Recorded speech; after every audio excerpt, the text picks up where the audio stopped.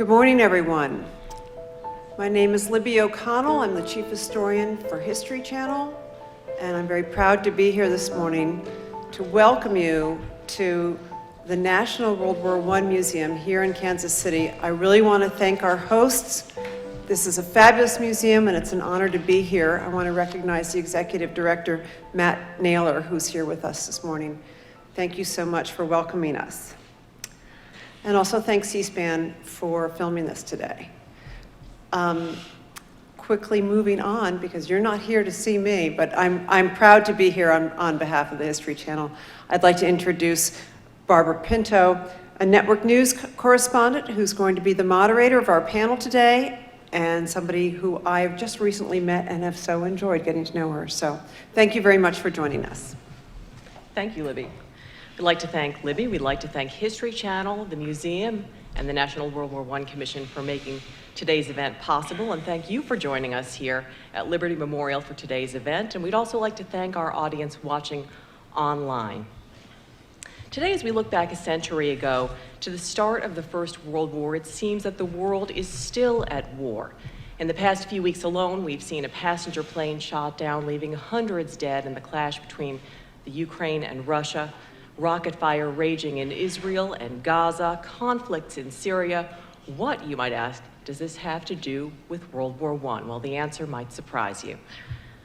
I'm Barbara Pinto. I'll be moderating our discussion today, and first I'd like to introduce you to the gentleman who will bring today's discussion to life. On the far left is Dr. Chad Williams, Associate Professor and Chair of African and Afro-American Studies at Brandeis University. Next to him, Dr. Graydon Tunstall, Senior Lecturer of History at the University of South Florida, Executive Director of Phi Alpha Theta National History Honor Society, and a board member of the World War I Association. And last but not least, Dr. Mitch Yockelson, author of Borrowed Soldiers, Americans Under British Command, 1918. He is an archivist with the National Archives who also teaches history at the U.S. Naval Academy. Thank you for joining us. Thank you, Barbara. Thank you. Now, these gentlemen, our panel of experts, will be answering questions from me. If you're watching live, they can also answer questions from you as well. They'll be taking questions from our audience. You can tweet questions to us at WW1CC, that's at WW1CC, or message us on our Facebook page at World War I, spelled out, World War I Centennial Commission. Before we hear from our panel, we'd like to take you to Gaza and to Al Jazeera correspondent John Hendren, who has been there watching the crisis unfold for the past few weeks.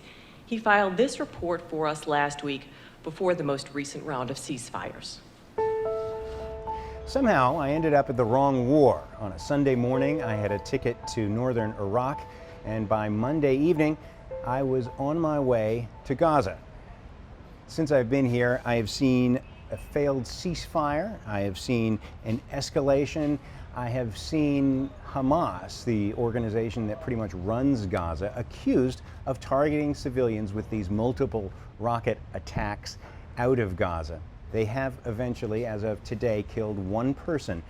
I've seen Israel say they were striking military targets, and among the 213 people they've killed, according to outside organizations, something like half or more of those people are civilians, some of whom I've seen up close. 213 killed now, 1,565 wounded as of today. And if you look over the skyline behind me, there have been plumes of smoke because of the Israeli air, land, and sea strikes that have sieged this area. There have also been multiple rocket attacks coming out of this area. And of course, we have seen the results in the streets. There have been dozens of homes of Hamas leaders, some of them military, but some of them political, all destroyed. Buildings like the police station, the Ministry of Interior, any center of power here in town has been targeted. The Israelis have struck over 1,000 targets, and they say they have thousands more to go. I talked to families today who had left their homes days ago, heard about a ceasefire yesterday, and then were told again, with Israeli leaflets dropped from the sky, to leave their homes near northern Gaza, and they have returned to the center of Gaza, a city that's just not prepared to handle the 100,000 people the Israelis have asked to leave their homes. So there is likely to be a humanitarian crisis here. This is a city with a shortage of water. There is a shortage of electricity. Most people get about 8 hours a day. And there is a shortage of food. This place has 50% unemployment. 80% of the people here live in poverty and receive food aid. And I've noticed that this is a conflict with no end in sight. I was at the home of a Hamas official today that was destroyed. His name was Mahmoud Zahar. But what was interesting is that in 2004, his home was destroyed once before. His son was killed. He and his wife were injured. Another son was killed in a separate engagement with Israel. And then today, of course, it happens all over again. So as we await a ceasefire, we look forward and wonder whether whatever happens at the end of this conflict will make a substantial difference between Israel and Palestine over the long run. John Hendren talked about a conflict that seemed to have no end, but the beginning may be a bit more clear-cut. How does this fighting in Israel and in Gaza relate back to World War I? Dr. Tunstall, we'll start with you. Okay. It's a pleasure to be here. You have to know World War I to understand the conflict going on now. In 1914, Sheriff Hussein, an Arab leader, local Arab leader, approached the British government about an alliance because the Turkish Empire controlled all the Middle East. In 1915, you have the famous McMahon-Hussein correspondence, where the Arabs are told, yes, you can ally with us, but we will control Iraq and all these areas. We will be supreme. And it's accepted after a long silence. But the key point is 1917 with the Balfour Declaration. Here the British informed the Jewish people that they would have a new homeland and assured the Arabs that they would not be disturbed. Using the word disturbing, the British never intended any of what they said in this time. You have to remember, Britain was the largest imperial empire in the world, controlled 25% of the Earth's surface at this time. In 1918, you have a military campaign in Palestine, which was on the level of what they anticipated for World War I. But the key to wanting Palestine for the British was that it would cover the flank for the Suez Canal. The Suez Canal was critical for India, their gemstone in their empire. The tragedy a lot of people are not aware of, and this is what the Arabs look back to with a lot of dislike, on July 7th, 1918, a joint declaration was made by the British and French governments promising that if the Arabs continued to fight against the Turks, they would be given their independence and freedom. This is going to happen over and over again, and it was never intended. When the war ended in the Middle East, there were 1 million soldiers there, British soldiers. Actually, most of them were Indian, Asian, and African.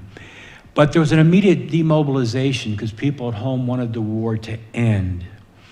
Well, what happened was, no one anticipated, but between 1919 and 1922, every area, because they're not states yet, in the Middle East rose up in revolt. Because at Versailles, they thought that President Wilson's 14 points promising self-determination gave them their freedom. Wilson and Lloyd George and Clemenceau only intended that self-determination to be in Europe. So you had these uprisings. In 1922, they finally start to settle down, and Iraq and Egypt become, quote, independent. No, the British still control them. They want the oil in Mesopotamia, which is today's Iraq, because they originally did a Mesopotamian campaign in 14 and 15 to get the oil for the dreadnoughts, the first real weapon that required oil. But it's in the 1920s that Arab nationalism starts to really build, and with it, Islamic evolution. In 1935, you have a major uprising in Palestine. It's crushed, but where the trouble starts before the Second World War is in 1939. The British government issued their so-called white paper or white statement. It was the white paper, where they said you cannot have independence for 10 more years. And it caused a lot of trouble. Now, what happens when World War II breaks out is that many of the Arab leaders will support the Nazis because it's the imperialistic British and French who have controlled them. This becomes important, but also the fact that Hitler's armies beat France in 1940 and the Japanese embarrassed the British in 41 and 42 in the Pacific. The Middle East is never going to be the same. Again in 41, particularly Syria and Lebanon are promised their freedom at the end of the war. This has to happen because by World War II, Britain and France are finished as major imperialistic powers. The key year is 1947 after World War II. This is when the British decide they cannot handle the religious problems in Palestine or India. And they ask the United States to take over control of Palestine, and we say no. So they turn it over to the United Nations. I don't want to get into the United Nations, but to make a long story short, as soon as the United Nations proclaims a birth of Israel, there is a war in 1948. There are other wars, 67, 73. This brings in the great powers. Because after World War II in Africa, Asia, and particularly the Middle East, all the nationalistic groups can get weapon systems they couldn't before from the superpowers. Well, between 67 and 63, the Arabs switched to a more guerrilla-type warfare because they know they can't win on the ground. And then I'll wrap up by saying you have the Palestinian Liberation Organization with Arafat. It goes to the Hezbollah, and now it's Hamas controlling that area. I call it a more dangerous Ireland. It's over religion, but this is not going to be settled for a long time. Thank you. Roots dating back to World War I. And yeah, all goes back to World War I at the very beginning. And I'd like to just elaborate on the larger point that I think Professor Tunstall is making, is that we need to think of World War I first and foremost as an imperial war. In many respects, this was a war about empire. All of the major belligerents in 1914 were major imperial powers controlling vast amounts of land, resources, as well as people all over the world, in Africa, in Asia, in the Middle East. Right? And many observers at the time, such as W.B. Du Bois, the great Black intellectual civil rights leader, recognized that the roots of the war lay in the national rivalries, over imperial control over these different parts of the world. So it's important to think about what's happening today in Gaza, in Israel, in the Ukraine, but also in other areas, in Iraq, Syria, as was mentioned, in Africa, in Sudan, the Congo, as being the results, the legacies of European imperialism, the drawing of national borders that in many respects were arbitrary, that disregarded the national and ethnic and religious identities of the people who lived there. So when we think about what World War I means today in our current world, in many respects we're still experiencing the struggles over self-determination that animated the hopes and aspirations of many oppressed peoples all over the world at the end of the war, and are still being fought for today. And just to sum it up, one of the points that Dr. Tunstall made about at the end of the war, the armies were more interested in demobilization, getting the troops home, and that was the attitude of the people, especially in the United States. Of course, the New York Times, the Washington Post are reporting about what's going on in the Middle East, but it really wasn't so much of a concern in this country. But as time went on, after the war, we're celebrating, we're moving on from the war. It wasn't possible in the Middle East, and things were exacerbating, and of course would get worse. And now, turning it around to now we're concerned, and of course it's the top news stories going on. Sure, another one of those top news stories, Russia and the Ukraine, a conflict that seems to be spinning out of control, also with roots in World War I. How did this all start? Do you want me to start? Go ahead. Okay. Trouble between the Ukraine and the great Russians, the Muscovites, start back in the Middle Ages, but in World War I, with the Treaty of Brest-Litovsk of March 3rd, 1918, the Germans had conquered a good area of the eastern part of Europe, and the Russians had dropped out of the war with the revolutions of 1917. The Ukrainians declared themselves a separate republic. Well, the Treaty of Brest-Litovsk was negated with the peace treaty at Versailles. But I want to mention, which is critical to understand the Ukraine, Russia, and other things. At the end of the war, we all know 4 empires collapsed: German, Austro-Hungarian, Russian, and Turkish. This whole area is where you're going to understand the Second World War is going to be born, because the peace treaty of Versailles did not resolve what World War I was fought about, but actually is going to increase the problems. My colleagues will go into that later. But I want to mention in 1920, Poland was reborn. It had not existed since 1795. Well, the Poles went to war against the Bolsheviks. They also got the Polish corridor, which was part of East Prussian territory. And I'm mentioning this because the Treaty of Versailles could only hold if the United States was there and our Senate voted down the treaty. So the treaty depended upon Britain and France policing the treaty. Britain's not going to do it. Her biggest trade partner was Germany, so she's not going to do it. But the danger was in the East, because the Treaty of Versailles was dead if Germany or the Soviet Union became great powers, and they did at about the same time, and their mutual enemy was Poland. If you realize this, you'll understand better the machinations with Hitler and the Western Front and the Eastern Front. But the point is this: during the war, the Ukrainian nationalists fought both the Nazis and the Soviet troops. And their revolt against the Soviet Union army continued until 1947. Later President Khrushchev will threaten and send plague germs for pregnant women and children. And it says, Ukrainian nationals, get out of the forest or your women and children die, and that ended that. There's been this hostility. But when you start the Cold War, the Soviet Union takes the Eastern Empire as a protective area against invasion from the West. Particularly the threat of Germany, which is dead in 1945. However, what happens then is, and many Americans aren't aware of this, 1/4 of the former Soviet Union atomic missiles are still in the Ukraine. And by the fact that we are trying to toy with the Ukraine and support them to get into the EU, this has been part of Russia for centuries. So Putin is right. It's the same as Cuba and the United States in '62.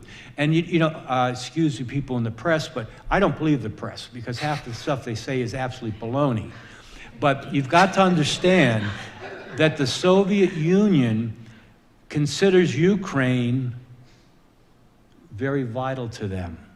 In fact, their entire Navy consisted almost all of Ukrainian sailors. So we start playing and trying to get them to revolt, which we never do, of course. Putin has a right, and that is only going to be resolved after much more bloodshed. It is not going to end overnight. Thank you. And just to add one, again, to circle it back to the First World War, a lot of people don't know that there were American troops in both North Russia and Siberia. There were regiments while the other American troops were winding down on the Western Front. We still had troops well into 1919 and later who were fighting against and also in support of, in some cases, the White Russians, and it was a bloody situation where there were a number of Americans who'd lost their lives in an area that we don't think of as a theater of war. In fact, Joseph Stalin said at one point in one of his speeches, the Cold War began when American troops landed in Archangel and Vladivostok in 1919. We talk about how all this circles back to the First World War, and the treaty and agreements designed to end the war seem to have perpetrated even more war. What, in your perspective, did the people who came up with the Treaty of Versailles and the other agreements, what did they not understand? Just to start off, I think part of it, when you look at the French, for example, there was a lot of anger, of course. They wanted retribution against the Germans. A lot of their infrastructure was destroyed, a lot of citizens, same thing with the Belgians. A lot of their population, it died at the hands of the Germans. So you had a lot of anger. You had a lot of animosity of going after the Germans. And that animosity, I think, really led to some confusion of what they were going to try to achieve by having this, treaty. And the United States was kind of on the peripheral of this. I mean, President Wilson was kind of running it as the referee, and as Dr. Tunstall pointed out, it was never ratified in the United States, and it ended up being more of, I think, of the other allies kind of controlling things at the table. Yeah. Well, I think in some ways it also reflected the limitations of American influence. So when it came to the history and internal dynamics of Europe, and really the deep-seated hostilities that were at the core of the war, and how Woodrow Wilson, in all of his idealism, his very lofty talk about democracy and self-determination, creating a new international order of diplomatic relations, was ultimately not effective in appeasing the different nations that were trying to sit down at the table and to resolve this great conflict, which ultimately led to the next great conflict of the 20th century.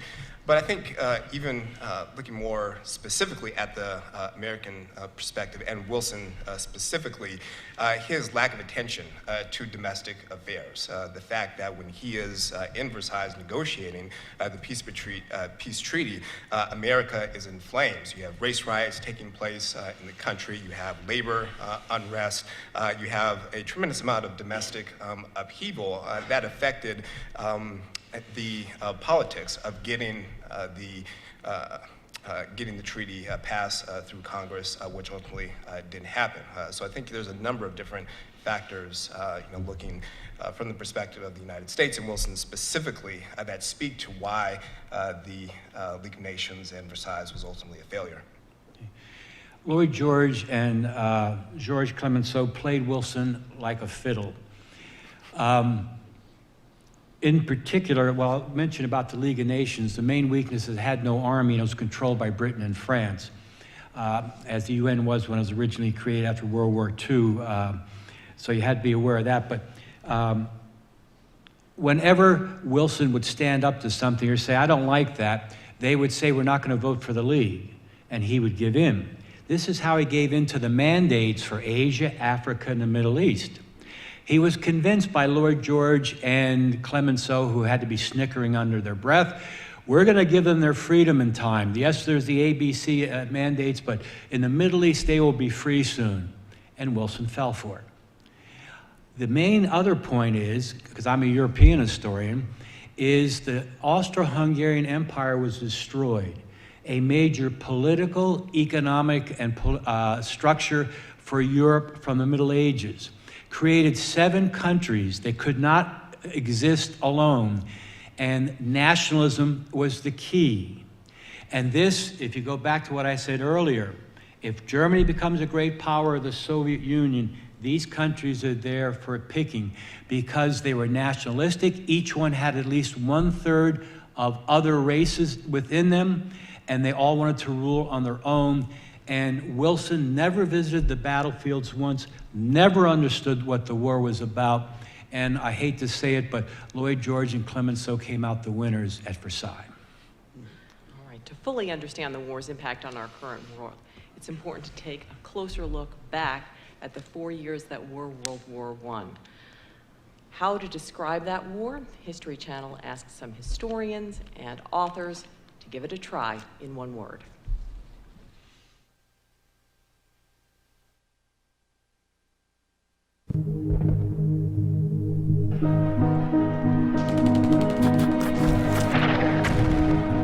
If I had to choose one word to describe World War I, it would be cataclysmic. A single word to describe World War I would be catastrophic. Transformational, because nothing was the same once the war was over. I think the one word that helps to describe World War I is destructive. I would choose the word mistake. Stupid. That's how I would encapsulate the First World War. World War I did not have to happen. There was no inherent reason. It literally was dumb. A person during World War I thought they were in a new age, a fascinating modern world. The world that produced the Titanic, aviation, and incredible advances in medicine. It seemed like everything was within grasp right before World War I. And all of these would be smashed on the battlefields of Europe. From the very beginning of the road to war, to everything that comes out of the war and the peace plans is not just one mistake, but a series of mistakes. People had the option to choose peace, and time and again seemed to make the wrong decisions. It was lack of communication. It was intellectual rigidity. It was a simple falling of dominoes that never needed to fall. And so the children of the Renaissance and the Age of Reason and the Enlightenment ended up massacring themselves in the mud and blood of the trenches. Not just destructive in terms of what happens to men's bodies on the battlefield, destructive in terms of global politics.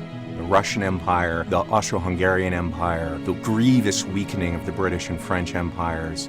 The world that existed in 1918 was remarkably different from the one that existed in 1914. The whole globe was influenced by this war, and the transformational changes cover a wide range from technology of weapons. You see the first tanks, you see the maturation of artillery guns, machine guns, trench warfare.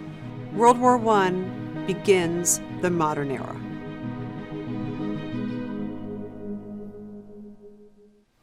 An interesting piece. We heard Libby say World War I began the modern era, but was this war, as Max Brooks characterized it, a stupid war, a mistake? What does that mean? Well, I think it was an inevitable war with all the different factions. The empires, as one of the other speakers mentioned, in you know what was going on in Europe at that time that was kick-started by the assassination in Serbia, and it went from there. I'll let Jack is more.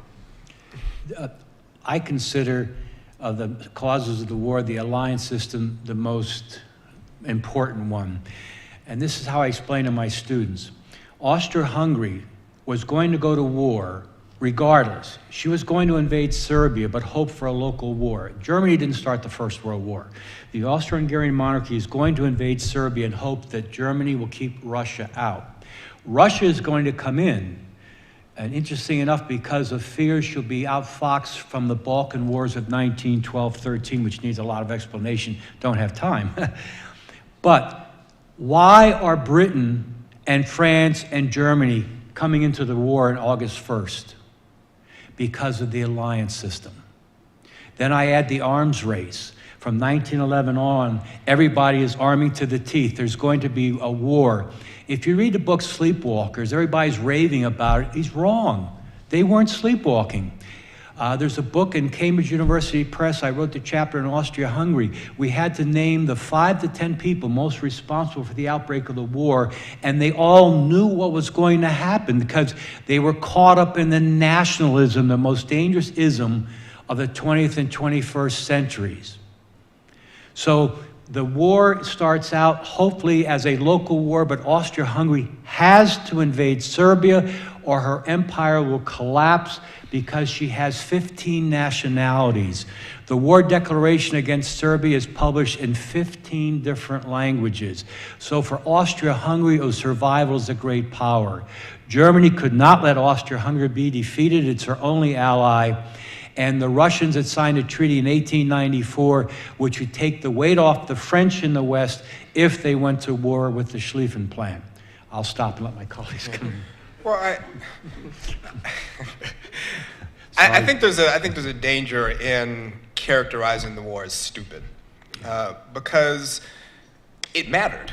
At the time, the war mattered to millions of people, right? They were fighting for something that they believed in, right? And people all over the world were engaged in this conflict. It was a truly world war. To dismiss it as stupid, meaningless, I think runs the risk of dismissing it as a historical event.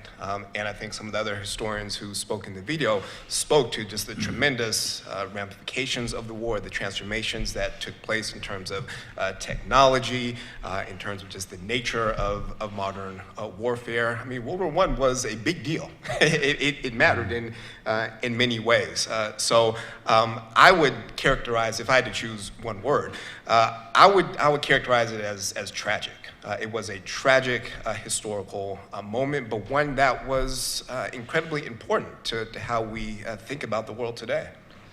Go ahead. Yeah, certainly. I mean, there's a reason why this museum was built, and originally a memorial here, because it was an important event. The people who were involved in it, whether they were on the battlefields, whether they were the political leaders, knew that this was not the war to end all wars, and ultimately it was going to lead to other conflicts. You talk about the magnitude of this war, and this building that we're in right now is a testament to that. World War I lasted 4 years. It involved 20 countries and soldiers from 5 continents. 10 million lives were lost, 20 million wounded, many more disabled, a generation at that time wiped out. And the U.S. was only involved for about the last 18 months of the war. 2 million Americans served overseas. More than 116,000 were either killed in combat or from disease. And just to put that in context, that's nearly 2 times the casualties of American troops in more than a decade of war at Vietnam. So this was called the war to end all wars. Clearly, it was not. It did just the opposite here. Help us understand how the United States got involved in this war that was thousands of miles and an ocean away. Using the word inevitable again, I think it was a point where the U.S. was going to get involved. I mean, the chief reasons, you can go back to the sinking of the Lusitania in 1915. American lives are lost. Germans have ramped up the U-boat war. And eventually there's pressure put on the U.S. And I think we recognize the fact that we had to help our allies who were the British and the French at this time. Although there were a lot of Americans in this country, immigrants from Germany, also Irish immigrants who would have been just as happy if the United States had gone on the side of Germany and certainly fought against the British. But then you had the Mexican Revolution, which we became involved in, and then the Zimmerman telegram that said, hey, Mexico, we'll help you get back Arizona, Texas, and New Mexico if you help join this war. And that kind of turned the tide for the United States. But there were so many people in this country that didn't really understand, why do we need to get in a war that's more than 3,000 miles away? We're not directly involved in that. But without the United States, the war wouldn't have ended, and we certainly turned the tide. Sure. Yeah, I think the United States was involved in the war in various ways from the beginning, whether it's economic, providing arms for the Allies, whether it's volunteers going to Europe through the Red Cross. You have Americans following what's happening in the war, and mentioned the immigrant communities who have a clear connection to it as in terms of their relatives, immediate family members. So when the United States got involved formally in the war in the spring of 1917, it wasn't as if this was just suddenly thrust upon the American people. These were questions, issues that Americans had been confronting and debating for quite some time. But trying to mobilize the American population was a different story. And that's, I think, where Woodrow Wilson becomes very important in terms of how he frames the war as a war to make the world safer democracy, kind of tapping into the democratic idealism of the United States, and was quite effective in terms of mobilizing a country that was wholly unprepared for war. The United States had one of the smallest standing armies in the world, but by the time the war ended, had emerged as a significant military power on the global stage. Talk about public sentiment at that particular time in history among Americans. Were Americans emotionally ready to go to war, and how unready, because you mentioned they were not physically ready to go, how not ready were we? You ask an excellent question. I mean, there was still animosity from the Civil War. There was still divisiveness between the North and the South. So again, not everybody in this country said, we need to fight for the United States overseas in a war. We certainly weren't ready. As Dr. Williams pointed out, we had one of the smallest standing armies. We had a regular army force. We had the National Guard, which was morphed from the militia. And so we weren't ready technologically to fight this war. We didn't have enough manpower. We had to institute a draft, which was not entirely popular. And it really was starting from scratch. But so did the British when they got into the war. They had a small standing army as well. They had to rely on their form of the militia. So the United States had that kind of learning curve to build up to. And it took a while, and this angered a lot of the political leaders in France and Britain who said, well, just bring the American troops over. We'll amalgamate them with our troops. Well, President Wilson was against this. He appointed General John J. Pershing, whose name is all over Kansas City, and Pershing was given a mandate. You will fight as an independent army, you'll fight as the American army, and if you need to help out the other belligerents, the other allies, so be it. But this was going to be an American army. And Wilson, as Dr. Tunstall pointed out, never visited the battlefields. He sent Secretary of War Baker over there a couple of times. He would report back to him. But Wilson didn't really care so much about the fighting. He was more concerned about what was going to happen at the peace table once the war was over. Yeah. Also, the United States government created a tremendous propaganda machine to generate support for the war effort amongst many segments of the American population which were incredibly skeptical for various reasons. So you have the Committee of Public Information, which is created, led by George Creel, which produces this remarkable machine of government-sponsored propaganda. But you also have a strong element of government repression as well. American support for the war, for many people, was coerced. You have, one of the darker aspects of American involvement in the war is just the tremendous suppression of civil liberties which took place, restriction of freedom of the press. So there was a whole element to America's involvement in the war, which in some ways countered the democratic idealism that Woodrow Wilson was propagating. I'd also like to mention capitalism, because we do live in America. The United States government loaned money to Britain. Britain lost all her gold reserves, but Britain loaned money to Italy and France. If we didn't enter the war, who is going to pay the bills? When we mentioned Lusitania, all the major newspapers in New York City had full-page articles from the German government. The ship contains artillery shells and machine gun ammunition. It is a ship of war. But it's one of the reasons we go into the war. I want to mention after the war, because this is one of the things that helps Hitler. The Italians have trouble paying the money, the French do back to the British to the Americans. So what do the Americans do? They loan money to the Weimar government, which is used to build buildings, et cetera. And I don't have time to go into it, it's not my class. The Depression makes the difference. It's over these payments. Hitler only becomes important because of the Depression. And then his party rises. And I'll stop when my colleagues. Sorry. Now, as in then, it's follow the money. We'll switch gears just briefly here. When you look at this major war overseas, it also drove some huge cultural changes back here at home. How did the war further the fight for civil rights, for women's rights? Dr. Williams, you've done a lot of research on that. Yeah, in some ways, some of the most dramatic reverberations of the war happened on the home front in terms of transformations in social, cultural, political, and race relations in the United States.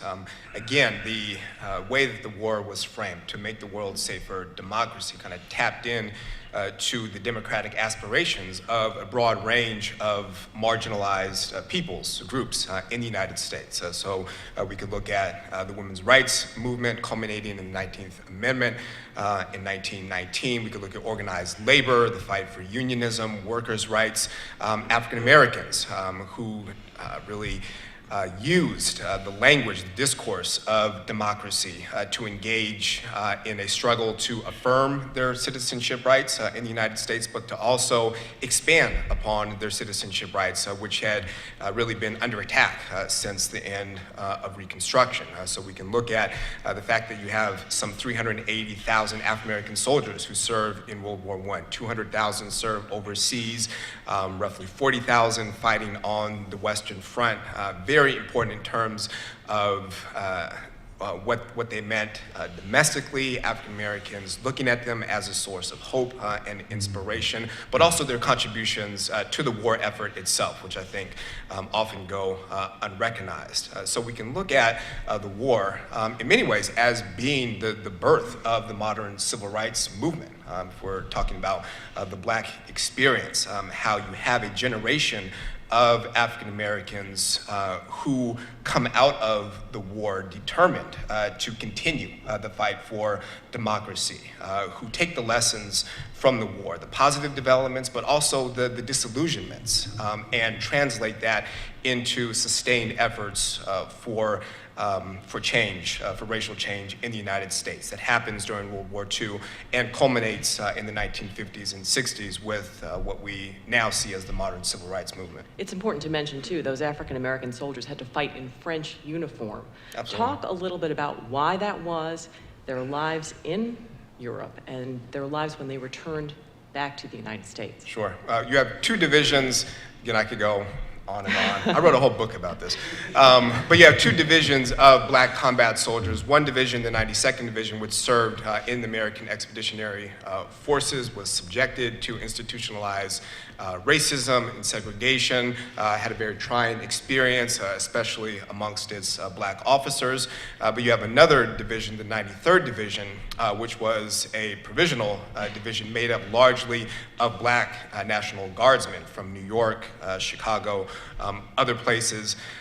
And Pershing had promised the French a division of American troops if and when the United States entered the war. So not knowing what to do with this conglomeration of Black National Guardsmen, he conveniently gave the 93rd Division to the French Army. And they literally served under French command, wore French uniforms, and acquitted themselves incredibly well. And in some ways, their experience kind of spoke to the challenges that African Americans faced in serving in the American military, but also the idealism that serving under the French generated as far as providing Black soldiers with a different view of racial possibilities, that there were alternatives to what they were experiencing, what they had experienced in the United States. And this, again, translated into the post-war period. I'd like to add also, some of the unsung heroes of the First World War in the American Army were Native Americans. There were thousands of Native Americans who served in the combat divisions. For example, the 36th, which was out of Oklahoma and Texas, had a number of Native Americans, and we know about the Navajo code talkers in the Second World War, using codes to fool the Japanese. Well, actually that dates to the First World War, where the Choctaw code talkers in the 36th had used the telephones and used their own dialect and came up with some kind of gibberish messages that fooled the Germans around in a Champaign sector. But Native Americans were rewarded for their so-called service by giving naturalization after the war. The war also drove incredible advances in technology. I mean, this is a war where soldiers rode in on horseback and came out on airplanes. Talk a little bit about what people may not know about the technology and advancement that happened in these 4 years that were World War I. Medical research particularly advanced because you didn't have your wonder drugs yet. Give you one example, and that's a lot of wounds, head wounds, were fatal, particularly in the Alps. That's the worst field of battle in the First World War in Europe. And the artillery shells would hit the rocks, and the pieces of rocks would go in the heads because they didn't have steel helmets till the very end of the war. An Austrian who had won an award in 1914 developed a process which allowed many of these people to live and it was very simple. You clean out the wound. A lot of times you went like with Abraham Lincoln, they totally treated the wound incorrectly. For armor did not prove itself in the First World War. In fact, the Germans didn't see it as being that worthwhile an arm because they didn't even build a lot of tanks because their artillery would stop them, like at Cambrai, etc. So that will be a development later. The telegraph and the telephone become critical in the First World War, which leads to the communication advances that, of course, we jump-started in the Second World War. But oil becomes the mainstay of warfare, and this explains the Middle East later. And even today, oil is the background. It's, as we all know, it's not going to last forever. They've got to come up with a solution, but that is the key to military power anyway. It's why China's trying to get all the oil she can. She's trying to build up a gigantic army, and within a few decades, it'll be the first time in history a country will actually be able to threaten an invasion of the United States. Yeah, we'll get to those tensions in a short bit. Yeah. Anyone have anything else to add about the technology that was developed during the war? I was going to say some of the paintings you see that were done after the war or even well after show soldiers in hand-to-hand combat and using their bayonets against their foe. That was unusual. And part of the reason was the fact that the machine gun was so deadly. The Germans, for example, were masters of the machine gun. They set up these pillboxes throughout their defensive sites, and it was very difficult to get close to them because they were able to use them with such deadly effectiveness that having bayonet fighting and hand-to-hand and wrestling that you see in some of these apocryphal paintings just really never happened. Yeah. Well, you know, from the film with the artillery, it's critical to understand that. When the war began, artillery will end up being the killer of 81% of those killed in World War I. But artillery was not accurate. And you'll see on the Western Front, and in the Italian Front and the Eastern Front, the idea is more and more artillery.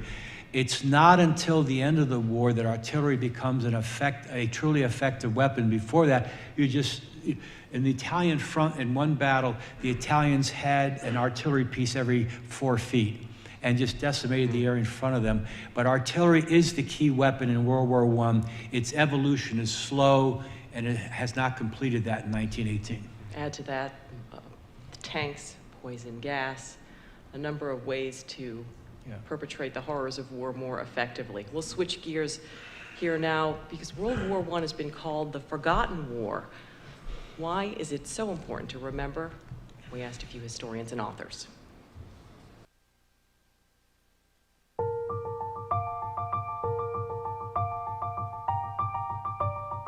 I think it's so important to remember the First World War because it shaped the world that we live in now. It wasn't just something that's long gone and buried. The conflicts that emerged, the border disputes that emerged from World War I continued to plague us in very serious ways. World War I is often called the Forgotten War because it was largely overshadowed by World War II. Not only was World War II greater in scope, it was also mechanized and it was clear-cut. You had the Nazis on one side and you had the perpetrators of Pearl Harbor on the other. A great crusade with fabulous wonder weapons. You could almost call World War II Lord of the Rings with tanks. Whereas World War I was young men dying in mud in trenches that didn't move. It's not really the stuff of heroic songs. And I think largely the madness of World War I has been overshadowed by the crusade of World War II. It's important to remember it because we went into it grossly unprepared, and we repeated the same lesson over again in World War II. The solution to the end of the war was not a solution, and that is the lesson we can use to this day. We have to be very careful about how we conduct international relations, especially when it involves armed conflict. Individuals were not only confronted with war, they were confronted with the pandemic flu outbreak, and so many of our young men died of not combat, but of the closeness that they had to live and the pandemic that spread. America faced a tragedy, but the world faced a tragedy in that. The significant loss of life in World War I can be something that we can never forget. World War I is important to remember because it birthed an American century. We hear over and over again about the greatest generation. But who were the parents of the greatest generation? Who forged the greatest generation? It was the World War I veterans, and it was the families of World War I veterans.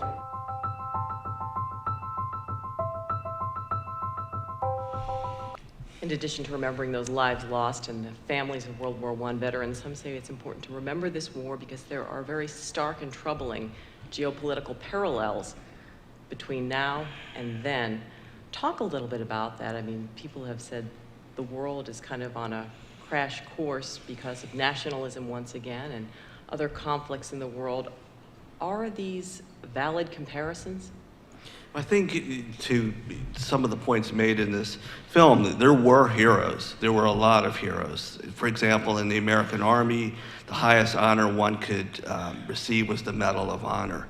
And that wasn't given out lightly. That was given out to men who did heroic things that supported their comrades. Some of them died trying.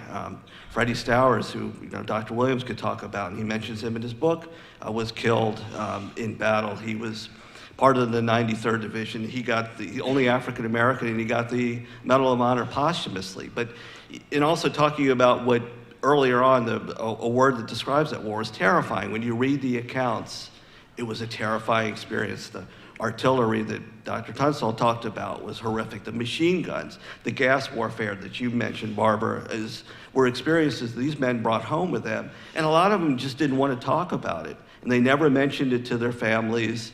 And during my work in the National Archives, I would meet families who found out much later on that they had someone a relative who fought in the war, but they never talked about it because it was such a horrific experience. And part of that reason, I think, is because certainly in this country, it became a forgotten war. But thankfully for the National Memorial here in the museum, we can still remember what they did, and I hope the next 4 years we'll be able to pay tribute to those people. Yeah. If I could just speak to that, I think, and as you could talk about this as well, it's certainly not a forgotten war in Europe. No. Right. You go to France, you go to Great Britain, you go to Germany. World War I is not forgotten. They're still living with it on a daily basis. French farmers are still digging up unexploded artillery shells. So it's still an everyday part of the lives of many people. In the United States, I think part of the reasons why the war may be forgotten has to do with the trauma, as well as the disillusionment, and how the reasons for why the United States fought in the war really became very contested immediately after the war. In 1919, the failure of the United States to join the League of Nations, Americans, were actively, questioning. What was this war about? What were all the sacrifices that we made actually for? So I think that has, in many ways, passed down from generation to generation, and why the war doesn't have the same resonance in the United States as it does in Europe. I'll just second, in Europe, it certainly does. Mm-hmm. I've been in Poland, I've been all over Europe, particularly Central and Eastern Europe, giving talks. And all over Central and Eastern Europe, they have volunteers replacing all the gravestones of those who died in the First World War. In little villages and big cities, it will never be forgotten in Europe because an entire generation was destroyed. Yeah, and the so-called lost generation after the war, the great writers like Hemingway and Faulkner, they were disillusioned. They thought that they were going to make a great contribution to this conflict. They went in early as volunteers, and it ended, as we talked about, with this Versailles Treaty that really no one was really happy about. Certainly the Germans were, but nor were the Allies. And the people who fought in it started questioning about, well, what did we gain from this? What was our contribution? When we look back then and we look at the world today, some people have made comparisons about how the world looks then and how the world looks today, about certain conflicts and rivalries between countries, and they've compared that to the way the world looked prior to World War I, talking about China growing militarily and economically. How daunting are those comparisons in your mind, and should we be concerned? I think we should be concerned. It's the story before World War I of Germany against England and possibly France. Today, and believe me, those of you who think Russia is not a threat, I've got a bridge to sell you in Brooklyn. Russia is still a great power and is very dangerous. But the power, the threat is mostly, and I'm going to use the word population, because if you're not aware of it, by 2050, India and China, India will have passed China, and they will have well over half the world's population. That often leads to war. But I'm just going to give you an example how World War I affected what's going on today. In World War I, President Wilson told the Chinese leaders that if they would go to war against Germany, that he would make sure at the peace treaty that they could bring up the question of the Shantung Peninsula, which had been taken by the Japanese. Well, when the Versailles Treaty came up, Clemenceau and Lloyd George said, President Wilson, you're not aware of this, but we have a secret treaty with Japan. It keeps the Shantung Peninsula. When the telegraph arrived, and I'll add something else, and the Versailles Treaty, which the Vietnamese, the Chinese, etc., wanted on the racial clause for Asians, was ignored. Critical a century later, believe me. But the key is, when the telegraphs arrived in China and they found out that they did not get the Shantung Peninsula, it led to what's called the 4th of May movement, a gigantic upheaval. Workers, intellectuals, and as a result of this, in 1919, and by 1921, the Chinese Communist Party had been formed and the Nationalist Party. Now, Japan invades China in 31 and 37. But Chiang Kai-shek, who was one of the most corrupt rulers in history, was notorious for not fighting the Japanese because he couldn't beat them. So he kept fighting the communists. Well, you should know, between 1916 and 27, the warlords ruled China. Well, after this, when Chiang takes power, you will find that the Civil War will go from 1921 to 1949. And in World War II, Chiang spent most of the time fighting the communists, and we were supporting Chiang. In 49, the Chinese Communist Revolution succeeded. And that's when the Cold War moved to Asia. You had the Korean War. Now I can throw in Japan. Depot for the Korean War, the Vietnamese War. Why is the Korean War? Because China has had a revolution. The Cold War is here. China has seen itself as betrayed by the Americans and dislike us from going back to the First World War era. Is China a threat? She has a lot of nationalities. Economically, she has a lot of problems, and she's destroying the earth environmentally, but she's also very dangerous. I think when you look at some of the challenges facing the world today, it raises a lot of questions about the efficacy of international bodies. And I think there are important lessons to be learned from World War I about how to prevent wars and what steps need to be taken to create robust, sustainable international governing bodies. When we look at what's happening in Israel, in Gaza, the Ukraine, in Syria, I mean, where is the United Nations? Where is the European Union? So, I mean, hopefully we can look back on World War I, some of the failures that came out of the war, and hopefully take some lessons about how to prevent these large-scale global conflicts from escalating into something more sinister. Dr. Yockelson, we'll let you have the last word on this before we You take audience mentioned questions. in your question about before World War I, what the world was like. Well, the U.S. had military advisors, military attachés all over Europe, and they were reporting on political, economic, military conditions. So we knew what Germany was doing. We knew that they were building their general staff. We knew that they were basically preparing for war, so it shouldn't really have come to a great surprise. And I would say that, you know, as Dr. Tunstall said, you know, what's going on in China, we need to be aware of what the Chinese are doing and not get caught off guard, just like we did during the Korean conflict. Thank you. We'll take a few questions now from members of our live audience and from people online. You can tweet questions to @WW1CC or message us on Facebook at World War I Centennial Commission. Any questions from the audience? Would anyone on the panel care to compare the recent downing of the airliner over the Ukraine with the sinking of the much-discussed Lusitania here today?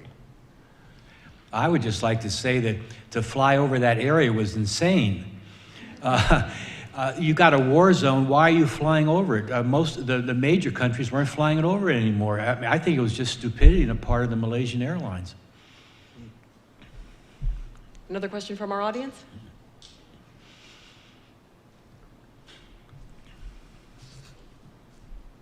I was wondering if you could elaborate on just the effect that World War I had on women in America after the aftermath. You elaborated a little bit on labor groups and race relations. Well, I think the First World War certainly gave women an opportunity. Men went off to war, so the women, just like in the Second World War, took over in the factories, in the war machinery, in other jobs. They normally would not have been allowed to work in this. And then certainly after the war, women's rights. But women played a significant role overseas in both with Salvation, volunteer organizations like the Salvation Army, YMCA, but also as telephone operators, of course, nurses, and I'm just talking about in this country. And then coming back to the United States, the world had changed, and it opened up, I think, from this experience for women to be more empowered. Another question? Oh, there's a gentleman in the back.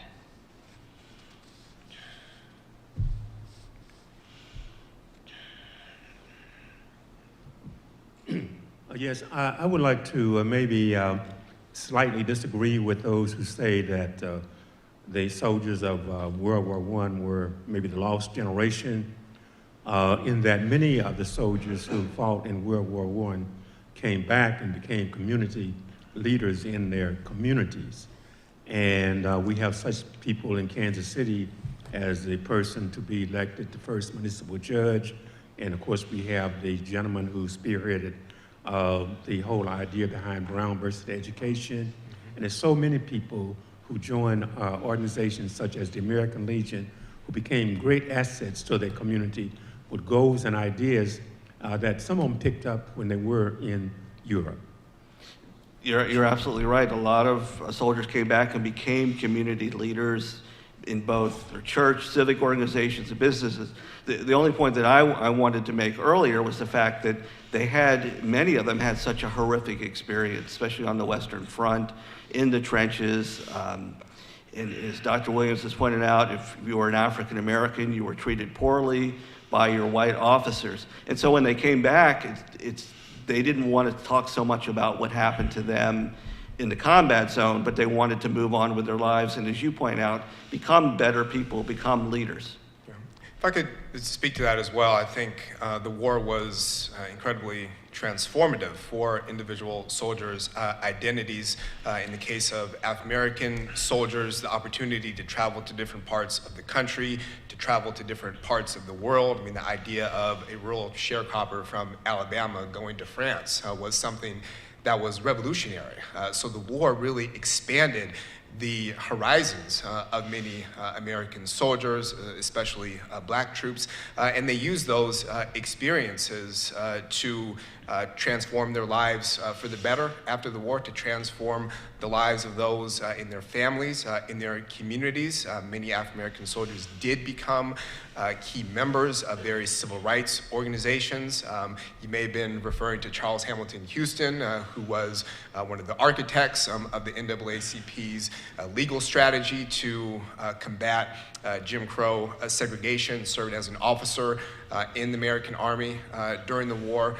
So indeed, you have many American soldiers who come back from the war who are deeply transformed and take those experiences into various aspects of their lives to affect change, locally as well as nationally. In the military, it was Americans, and on the other side, the Germans and the Russians. It's the lieutenants and captains survived the First World War, become the generals and field marshals of the Second World War. So in the military realm, it had quite an effect on the military as well. Another question? And if you could just keep your hands up so Rebecca can get to you if you have a question. Okay. I just had two really quick ones. One, Dr. Williams, I just wanted to know, from your perspective, we seem to be talking about maybe the 20s as the generation when women get all these rights, and there's this big social change for them. Why do you think it took longer for African Americans to get that same sort of, I guess, momentum in terms of the civil rights movement? And then the other thing is just general opinion. How much of a difference would it have made if the United States had actually ratified the League of Nations? That's a heck of a... Good questions. Well, I think, yeah, in the case of African Americans, you have a deeply entrenched history and legacy of racism and systemic discrimination, which took time to fight against. I think what's important to think about in terms of the significance of World War I is we see kind of the groundwork being laid, the seeds being sowed for what would become the civil rights movement as we know it. So you have individuals who are maturing, kind of coming of age. You have organizations like the NAACP, the Urban League, that are growing and expanding. You have important shifts in the demographics of the country with African Americans migrating to the north. So that affects political change. It changes the calculus of politicians, on the local and national levels as far as how they're going to support various civil rights efforts out of, if anything, political expediency. So it does take time, and that's why I think many historians today tend to think of the civil rights movement not being kind of this moment, this singular moment in the 1950s and 60s, but as a process, a long civil rights movement that really began in arguably the late 19th century and perhaps even continues today. Could I answer the League of Nations? I was going to ask who was going to do that. Go ahead.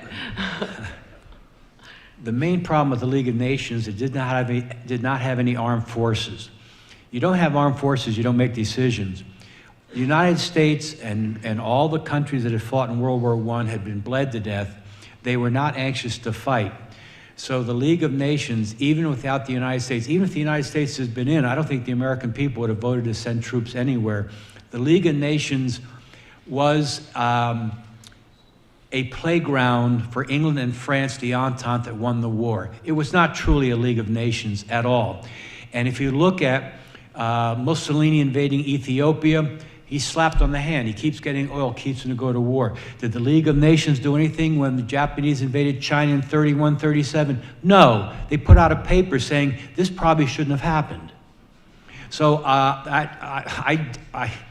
I'm not a big fan of the League of Nations. You probably didn't catch that, but the League of Nations, without armed forces and willing to go into action and being controlled by the winning nations of World War I, was not going to make a difference. We have a question from online here. It says, would there have been a Hitler had there been no World War I? I'd like to answer that one Go because right he didn't have to come to power, as I think I said before, maybe I didn't. I'm getting older, it's hell, I'll tell you. Hitler was nothing in Germany. Again, it was the Depression. When the Depression hit, which is, I don't need to tell you about in the United States, but Hitler then took all the arguments against Versailles, Articles 231, 232, Germany started the war, therefore she must pay. Stab in the back. It was the economic troubles of the Depression that brought him forward. It's the Depression era that Stalin is able to use to build up the Russian army. You wouldn't have had a Hitler if it had not been for the Depression.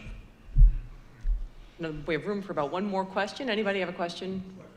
We have one more question from Facebook, from Rob Arbisi. He asks, does too much focus on the Western Front distort the historiography of the First World War?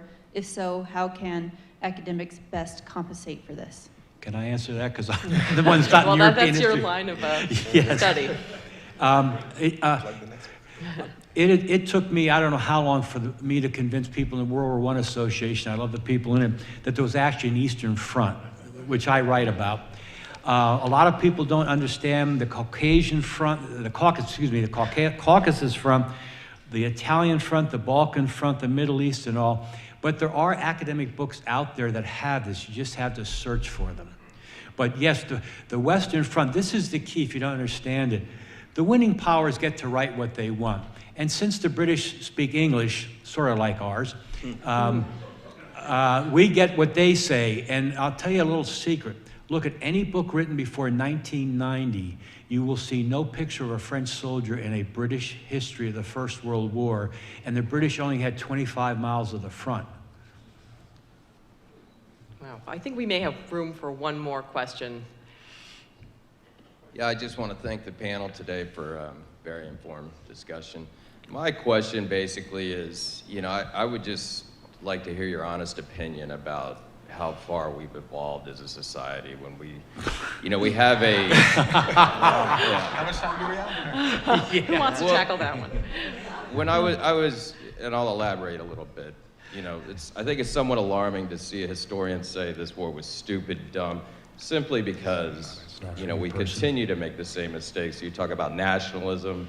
We see it right here in America, being pulled into Iraq after 9/11, none of our leaders having the courage to stand up to that based on nationalism. And so, are we still just barely tame animals who are willing to slaughter each other, or is there hope? Well, I would like to have a little faith in the human species that we wouldn't replicate the horrors of what happened during the First World War. I certainly think there are important lessons to be learned. There are eerie parallels, some of which we've discussed this morning.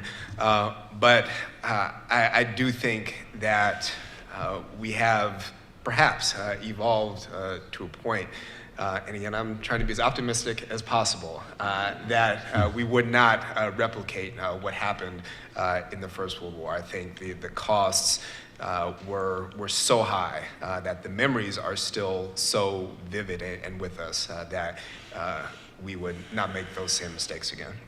I would just like to say that the trouble in the Middle East and some other areas is religion, and I sure as heck would like to go to wherever the next land is to see who was right. Mitch, last word? And you mentioned in your question about nationalism, certainly nationalism is high now, and it became so as the Americans got further into the war. And I think that, if we, God forbid, got into a major conflict like that again, Americans would join together. One of the problems, the question that you brought up, Barbara, is, unpreparedness. We weren't prepared for that war, even though there were many military leaders who urged the United States. And I think that that's something that we need to consider as things get more and more dangerous into the century. Well, the problem is that our armed forces are being made weaker and weaker. And, I don't believe we should be the policemen of the continent. But on the other hand, you don't have diplomacy unless you have military force. And that's what we've got to understand with China and Russia. They understand force. They don't understand words. All right. They don't listen to words. We will have to leave it there. I'd like to thank our panelists, Dr. Chad Williams, Dr. Graydon Tunstall, Dr. Mitch Yockelson. Thank you so much. Thanks to you.